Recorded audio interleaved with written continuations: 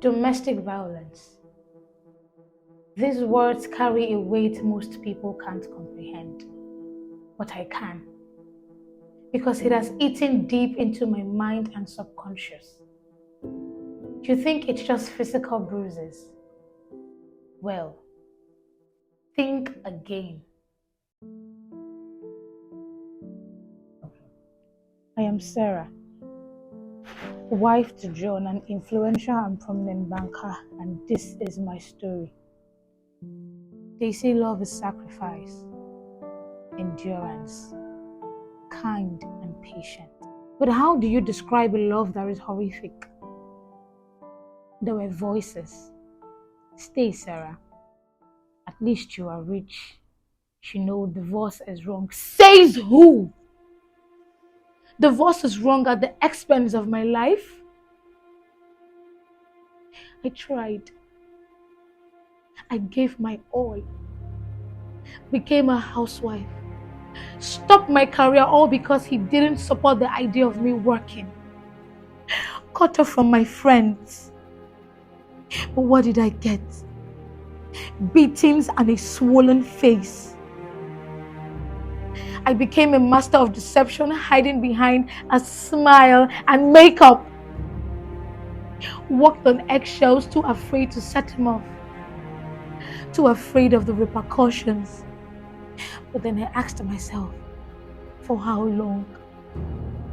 The scars were just too much to bear. Fear became my constant companion, never leaving my side. And what was my offense? Love. All I did was love him. All I did was love him, giving him my heart, body, and soul. Every night I thought of killing him by strangulation. I wanted to end his life and end mine. I was tired. I hated that I had come into this world. All I wished for was for the ground to open and swallow me. Questions lingered in my head, unanswered. How can the man I married treat me this way? Who did I offend? Where did I go wrong? I thought love was meant to lift you up, not tear you down. I thought love was a sanctuary and not a battleground. But in my case, it was quite different. I never knew I was dealing with a psychopath. One night, I came back home from visiting a friend. I was held by traffic.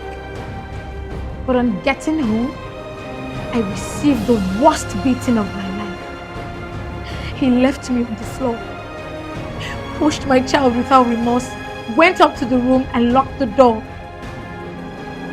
It was there and then I decided to leave. I made a choice to break free from the chains that held me bound with this hellhound I called a husband. Fuck you, John. You know, it's funny how he always thought I couldn't live without his mom.